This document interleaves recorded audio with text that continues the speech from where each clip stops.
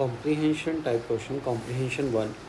तो comprehension one के अंदर अगर हम लोग बहुत बड़ा बड़ा हमारे पास यहाँ पे पैराग्राफ गिवन है, तो इसे अगर हम लोग पैराग्राफ को रीड करते हैं तो इसके अंदर आयनाइजेशन एनर्जी क्या होती है उसकी डेफिनेशंस दे रखी हैं। आयनाइजेशन एनर्जी को कौन कौन से फैक्टर अफेक्ट करते हैं उसके बारे में इंफॉर्मेशन है। सक्सेसिव आयनाइजेशन एनर्जी हमेशा इंक्रीज़ करेगा, ये स्टेटमेंट हमारे पास गिवन है। एज वेल एज जो इलेक्ट्रॉन एफिनिटी से रिलेटेड हमारे पास था, तो ये उसके बाद इलेक्ट्रॉन एफिनिटी से रिलेटेड इन्फॉर्मेशन दे रखी है, अभी कौन कौन से फैक्टर इलेक्ट्रॉन एफिनिटी को अफेक्ट करते हैं। एंड जो उसके अंदर एक्सेप्शंस आती हैं स्पेशली वो भी मेंशन कर रखी हैं कि सेकंड पीरियड और थर्ड पीरियड में जो इलेक्ट्रॉन गेन इंथैल्पी होता है वो थर्ड पीरियड वाले एलिमेंट्स का ज़्यादा नेगेटिव होता है। ये सारी इन्फॉर्मेशन इसके अंदर गिवन है। तो हम लोग देखते हैं कि इसके बेसिस पे जो क्वेश्चंस पूछे गए हैं। तो पहला क्वेश्चन आता है identify the least stable line among the following. तो ये चार ऑप्शन में से आइडेंटिफाई करना है कि कौन सा लाइन सबसे कम स्टेबल है। तो देखिए कैसे देखेंगे, स्टेबिलिटी का जो कंसर्न होता है वो एनर्जी से होता है। तो इन आयंस के बनने पे एनर्जी चेंज को देखते हैं, उससे पता लगेगा कि कौन सा आयन लीस्ट स्टेबल होगा। जैसे अगर हम लोग देखें, अगर हमारे पास लिथियम आयन है, सबसे पहले लिथियम जो है वो Li नेगेटिव में कन्वर्ट होगा। तो जैसे ही लिथियम Li नेगेटिव में जाता है तब जो इसका इलेक्ट्रॉन गेन इंथैल्पी है वो नेगेटिव है। इट मीन लिथियम से लिथियम नेगेटिव बनने पे एनर्जी निकल रही है। तो मीन जो Li नेगेटिव होगा उसका जो एनर्जी कंटेंट होगा वो लो होगा, एनर्जी लो होगा। और लिथियम का जो एनर्जी है हाई है, क्योंकि जैसे ही लिथियम Li नेगेटिव में जा रहा है तब एनर्जी रिलीज़ हो रही है। ऐसे अगर बात करें बी नेगेटिव की, बी की सेकंड ऑप्शन अपने पास है बेरिलियम। तो बेरिलियम से जैसे ही Be नेगेटिव बनता है तो बेरिलियम का जो इलेक्ट्रॉन गेन इंथैल्पी का वैल्यू होता है वो पॉजिटिव है। इसका मतलब जो Be नेगेटिव है उसके पास एनर्जी ज़्यादा होगी। तो ये तो क्लियर हो गया। तो इससे ये क्लियर है भी Be नेगेटिव कम स्टेबल होगा। क्यों? क्योंकि बेरिलियम से Be नेगेटिव जाने पे एनर्जी इंक्रीज़ कर रही है। अब बाकी ऑप्शंस को भी देखते हैं। बाकी ऑप्शन में देखें तो बोरॉन Be नेगेटिव में जा रहा है, तो उसके जाने पे अगेन इलेक्ट्रॉन गेन इंथैल्पी उसका वैल्यू नेगेटिव दिखाई देगा, एनर्जी निकल रही है। कार्बन से कार्बन नेगेटिव बनने पे एनर्जी निकल रही है बिकॉज इसका इलेक्ट्रॉन गेन इंथैल्पी नेगेटिव है। तो एक ही केस हमारे पास ऐसा है कि जब आयंस बन रहा है तो हमें एनर्जी प्रोवाइड करनी पड़ रही है। तो इसका मतलब जो सबसे लीस्ट स्टेबल आयन होगा वो हमारे पास होगा बेरिलियम नेगेटिव।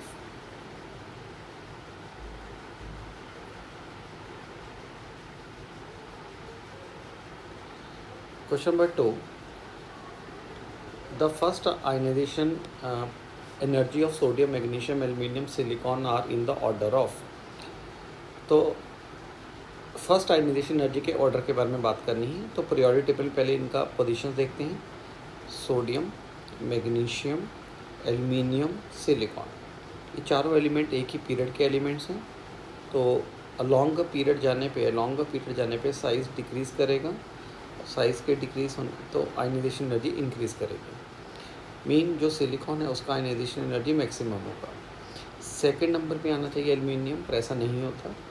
एल्यूमिनियम और मैग्नीशियम के अंदर हम लोग स्टडी करते हैं कि हमारे पास एक्सेप्शन दिखता है कि नो डाउट एल्यूमिनियम का साइज़ स्मॉल है, फिर भी मैग्नीशियम की आयनाइजेशन एनर्जी की वैल्यू ज़्यादा होती है as compare to aluminium due to the penetration effect, right. तो मैग्नीशियम और एल्यूमिनियम में से मैग्नीशियम की आयनाइजेशन एनर्जी ज़्यादा होगी। सोडियम और मैग्नीशियम में से कंपैरिजन करते हो तो मैग्नीशियम का साइज़ स्मॉल है, मैग्नीशियम ज़्यादा स्टेबल भी है, तो इसका मतलब मैग्नीशियम की आयनाइजेशन एनर्जी सोडियम से भी ज़्यादा रहेगी। तो देखते हैं कौन सा ऑप्शन मैच कर रहा है। तो ऑप्शन मैच कर रहा है ए।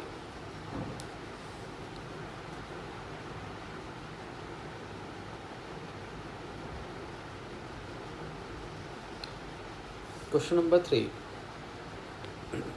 विच one of the following statement is incorrect. Incorrect statement के बारे में बात करनी है, राइट। चलिए देखते हैं कि फर्स्ट आते हैं ionisation enthalpy increases for each successive electrons, बिल्कुल करेक्ट स्टेटमेंट है। जो हमारे आगे पैराग्राफ था उसके अंदर मेंशन किया हुआ है भी, जो सक्सेसिव आयनाइजेशन एनर्जी वो हमेशा इंक्रीज़ करती है।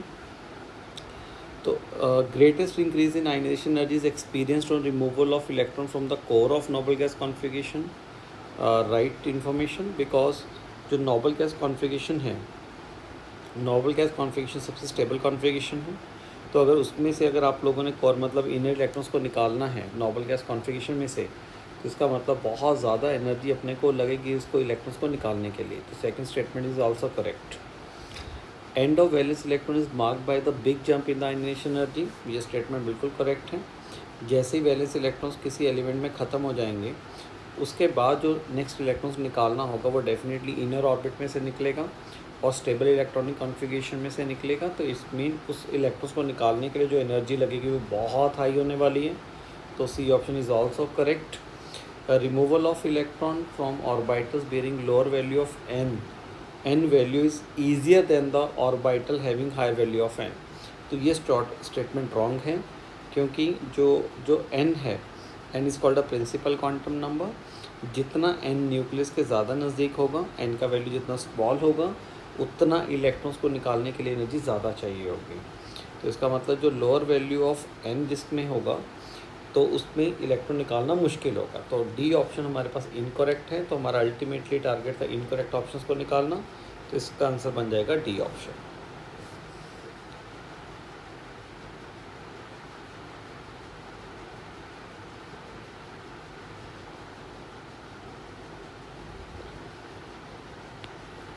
Comprehension 2. When an electron is added to a neutral isolated atom, energy is given out. Okay. It is an exothermic process. Energy निकल रही है तो एक्सोथर्मिक होगा। जो इन्फॉर्मेशन गिवन है उससे मोनो एनाइन बन रहा है, मीन वो जो न्यूट्रल एटम है वो सिर्फ एक ही इलेक्ट्रॉन गेन कर रहे हैं। Electron affinity of an element defined as the amount of energy liberated when an electron is added to a neutral isolated atom in its ground state। तो इलेक्ट्रॉन एफिनिटी का definition given है कि electron जैसे ही atoms के अंदर add होगा, neutral atom में अगर इलेक्ट्रॉन ऐड होता है तो एनर्जी रिलीज़ हो रही है हमारे पास। Greater the amount of energy release, greater is the electron affinity. जितनी एनर्जी ज़्यादा रिलीज़ होगी उतनी ज़्यादा वैल्यू होगी इलेक्ट्रॉन एफिनिटी की। Electron affinity is expressed in electron volt per atom, kilo calories और kilo joule per mole. Right, तो इसके अंदर इलेक्ट्रॉन एफिनिटी के बारे में बात की गई है। तो देखते हैं क्वेश्चन नंबर 4 को।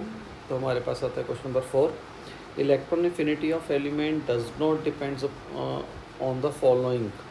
तो आइडेंटिफाई करना है कि इलेक्ट्रॉन गेन जो इलेक्ट्रॉन एफिनिटी है वो किस पर डिपेंड नहीं करेगी।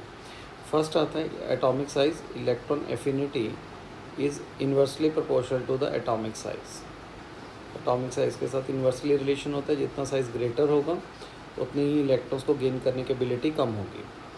Second, electron affinity is directly proportional to Z. Nuclear charge के डायरेक्टली प्रोपोर्शनल होगा। जो इलेक्ट्रॉन एफिनिटी है वो कॉन्फ़िगरेशंस पे भी डिपेंड करेगी। लाइक कैसे भी, जो जिनका जो स्टेबल कॉन्फ़िगरेशन होगा उनका इलेक्ट्रॉन गेन एंथैल्पी का वैल्यू कम होगा। जो स्टेबल इलेक्ट्रॉनिक कॉन्फ़िगरेशन है उनका जो इलेक्ट्रॉन एफिनिटी का वैल्यू होगा वो वेरी लो होगा, बिकॉज जो ऑलरेडी स्टेबलाइज्ड हैं तो उनके इलेक्ट्रॉन्स को गेन करने की एबिलिटी तो कम होगी। तो इसका मतलब एलिमेंट्स का कॉन्फ़िगरेशन क्या है उस पर भी इलेक्ट्रॉन एफिनिटी डिपेंड करेगी। इसको इस तरीके से भी सोच सकते हैं, मान लो कोई एलिमेंट ऐसा है जिसको अपना ऑक्टेट कंप्लीट करने के लिए सिर्फ एक ही इलेक्ट्रॉन्स की रिक्वायरमेंट हो, राइट। तो इट मीन वो उसकी इलेक्ट्रॉन को गेन करने की एबिलिटी बहुत ज़्यादा होगी, तो उसकी इलेक्ट्रॉन एफिनिटी ज़्यादा होगी। तो हम लोग कह सकते हैं भी जो इलेक्ट्रॉन एफिनिटी है वो साइज़ पे भी डिपेंड कर रहे हैं, न्यूक्लियर चार्ज पे भी करेगा, कॉन्फ़िगरेशन पे भी करेगा। तो एक ही फैक्टर ऐसा है जिस पे इलेक्ट्रॉन एफिनिटी डिपेंड नहीं करती, that is chemical environment.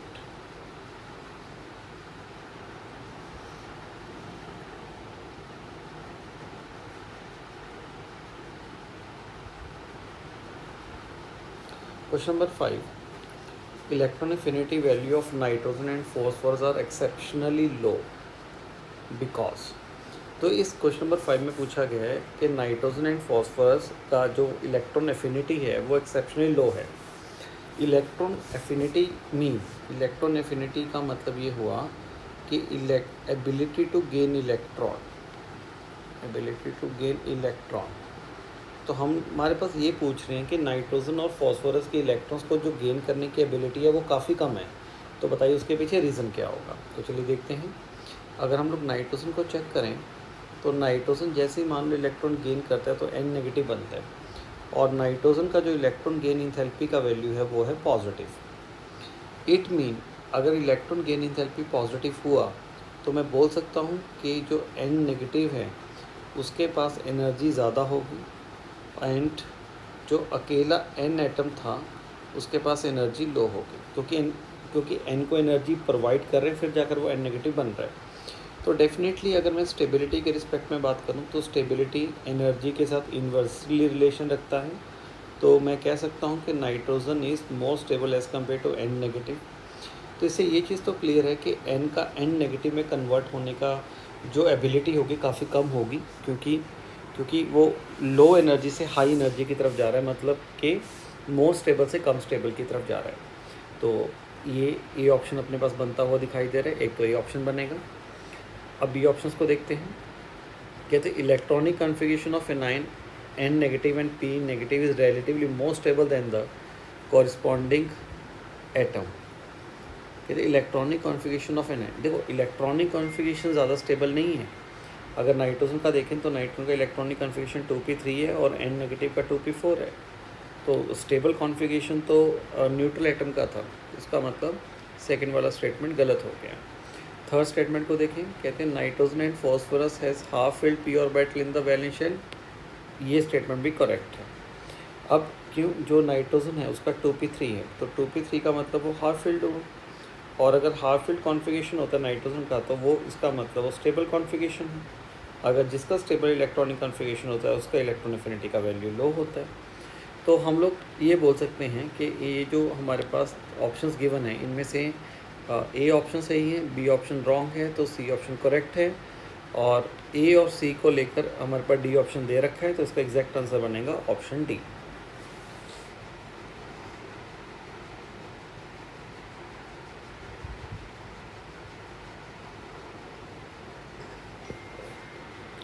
Question number 6, identify the correct statement. Electron affinity and electron gain enthalpy of an atom of element have a same magnitude.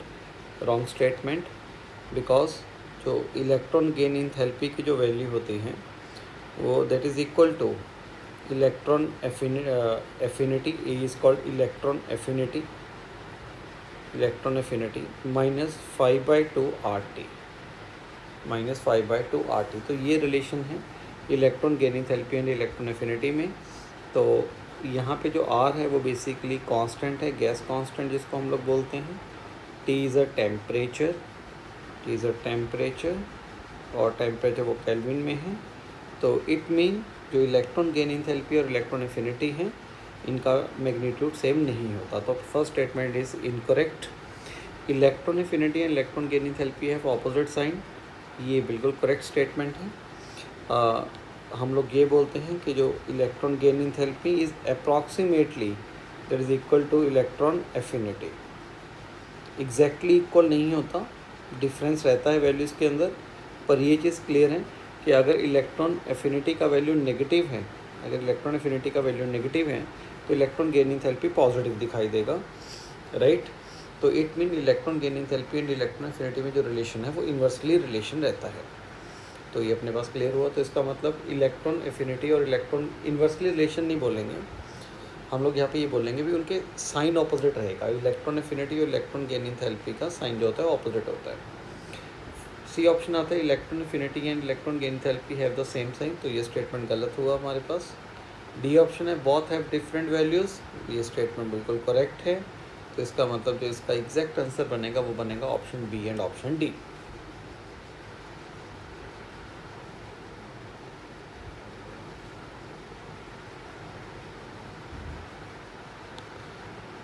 Comprehension 3, amount of energy required to remove electron from the last orbit of an isolated atom in the gaseous state is known as ionization energy। तो ionization energy का definition given है।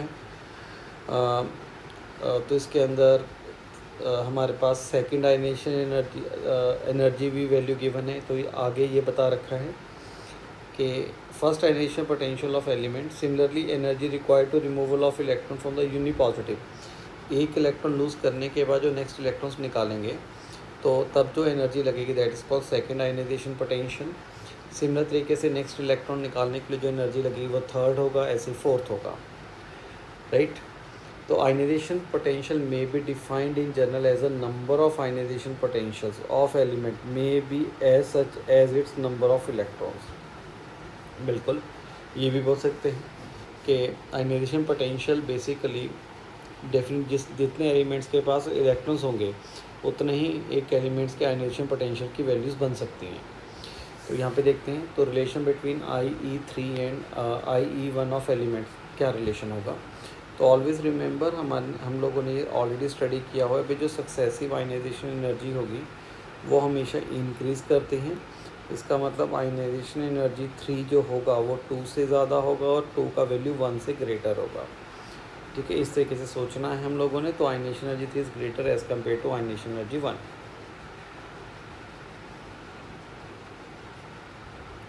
Question number 8, which one of the following statement is correct. Correct statement को identify करना है। Ionisation energy of element increase a longer period, correct statement है। Longer period जाते हुए ionisation energy का value increase करता है बिकॉज साइज डिक्रीज़ करता है, तो स्टेटमेंट करेक्ट है। कहते third group element is less than that of a second group elements. Third group के जो एलिमेंट्स हैं उनका जो आयनाइजेशन एनर्जी है वो सेकेंड ग्रुप वाले एलिमेंट से कम होता है। Ionisation energy of third group element is less than that of the second group elements. तो ये स्टेटमेंट हमारे पास रॉन्ग स्टेटमेंट हुआ, क्योंकि जो थर्ड ग्रुप वाले एलिमेंट्स होंगे उनका साइज़ कंपैरेटिवली स्मॉल है। तो इसका मतलब उनका जो आयनाइजेशन एनर्जी का वैल्यू होगा वो सेकेंड ग्रुप वाले एलिमेंट से ज़्यादा होगा। तो B option is incorrect. Ionisation energy of group 16 is less than that of group 15 elements. This is a correct statement, because जो अगर हम लोग ग्रुप 15 और ग्रुप 16 के एलिमेंट्स को आइडेंटिफाई करते हैं, तो ग्रुप 15 के जो एलिमेंट्स होते हैं उनका जो आउटर इलेक्ट्रॉनिक कॉन्फ़िगरेशन होता है वो NS2 NP3 है, एंड ग्रुप 16 के जो एलिमेंट्स हैं उनका जो आउटर इलेक्ट्रॉनिक कॉन्फ़िगरेशन है वो NS2 NP4 है। तो डेफिनेटली ये जो होते हैं, जो ग्रुप 15 वाले हैं, वो ज़्यादा स्टेबल इलेक्ट्रॉनिक कॉन्फ़िगरेशन के अंदर हैं due to half filled configuration. तो जिसकी वजह से ग्रुप 15 वाले एलिमेंट्स की जो आयनाइजेशन एनर्जी का वैल्यू होता है वो ग्रुप 16 से ज़्यादा होता है। तो सी ऑप्शन भी करेक्ट बना। तो हम लोग बोल सकते हैं, तो इसके जो करेक्ट ऑप्शंस बनेंगे वो बनेगा ऑप्शन ए भी करेक्ट रहेगा एंड ऑप्शन सी करेक्ट बनेगा।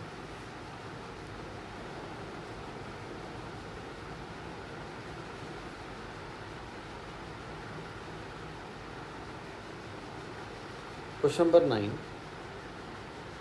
Ionization energy 1, 2, 3 of element are 9.32। तो इस क्वेश्चन के अंदर हमारे पास 3 आयनाइजेशन एनर्जी हैं जिनकी वैल्यूज़ हमारे पास गिवन है। Ionisation energy 1, 2 and 3। जो आयनाइजेशन एनर्जी 1 है उसका जो वैल्यू गिवन है 9.32। Second ionisation energy is 18.21। Third ionisation energy is 153.83। तो हमें आइडेंटिफाई करना है, हमारे पास नीचे इन्फॉर्मेशन गिवन है, आइडेंटिफाई करना है भी कौन सी इन्फॉर्मेशन करेक्ट है। देखिए, अगर हम लोग ध्यान से इन 3 आयनाइजेशन एनर्जी को देखें तो यहाँ पे बहुत बड़ा डिफरेंस दिखाई दे रहा है, large difference second ionisation energy and third ionisation energy के बीच में। तो इससे ये चीज़ तो क्लियर है भी ये वो ऐसा एलिमेंट होगा जिसके वैलेंस इलेक्ट्रॉन्स के नंबर 2 होंगे, क्योंकि 2 वैलेंस इलेक्ट्रॉन्स निकालने के बाद जो इलेक्ट्रॉन्स निकल रहा होगा वो अंदर वाले इनर ऑर्बिट में से निकल रहा होगा, तो जिसकी वजह से जो थर्ड आयनाइजेशन एनर्जी उसका वैल्यू बहुत ज़्यादा होगा। तो देखते हैं, कहते हैं element has 2s electron in the valence shell. ये स्टेटमेंट बिल्कुल करेक्ट होगा। अगर इतना बड़ा जंप अपने को दिखाई दे रहा है तो इसका मतलब जो एलिमेंट है उसके s के अंदर 2 इलेक्ट्रॉन्स प्रेजेंट होंगे। मतलब कि ये जो ऊपर इंफॉर्मेशन गिवन है एक ऐसा एलिमेंट है जिसके s के अंदर 2 इलेक्ट्रॉन्स प्रेजेंट है। बिकॉज अगर हम लोग s के आउटर कन्फिगरेशन चेक करें, जो जितने भी s ब्लॉक के एलिमेंट्स हैं, अगर उनमें से अगर आप लोग s इलेक्ट्रॉन्स को निकाल देते हो तो जो नेक्स्ट जो थर्ड इलेक्ट्रॉन निकलेगा वो इनर वाले ऑर्बिट में से निकलेगा, राइट। तो इट मीन इससे तो ये इन्फॉर्मेशन कन्वे होती है कि ये एक ऐसा एलिमेंट है जिसके s के अंदर 2 इलेक्ट्रॉन्स हैं, क्योंकि अगर s में से वो 2 इलेक्ट्रॉन्स निकल जाएंगे तो वो नोबल गैस कॉन्फ़िगरेशन गेन कर लेगा, राइट। तो जिसकी वजह से थर्ड इलेक्ट्रॉन्स को निकालने के लिए एनर्जी बहुत ज़्यादा चाहिए होगी अपने को। तो ए ऑप्शन अपने को करेक्ट बन रहा है यहाँ पे। नेक्स्ट आ रहा है the element has 2p electron in the valence shell. अगर p इलेक्ट्रॉन्स में देखें तो इसमें इलेक्ट्रॉनिक कॉन्फ़िगरेशन होता है NS2 NP126। अगर मान लो हम लोग ये मान लेते हैं कि उसके पी के अंदर 2 इलेक्ट्रॉन्स है NH2 तो अगर पी में से 2 इलेक्ट्रॉन्स निकलेंगे तो नेक्स्ट जो इलेक्ट्रॉन्स निकल रहे होंगे वो उसी ऑर्बिट में से निकल रहे होंगे, सेम ऑर्बिट में से यार। तो डेफिनेटली आयनाइजेशन एनर्जी तो इंक्रीज़ करेगी, पर इतना ज़्यादा बड़ा जंप अपने को नहीं दिखाई दे सकता। इसका मतलब ये जो इलेक्ट्रॉन हैं वो पी के अंदर नहीं है, वो एस के अंदर ही होंगे। तो मैं बोल सकता हूँ इसका एग्जैक्ट आंसर आएगा ऑप्शन ए।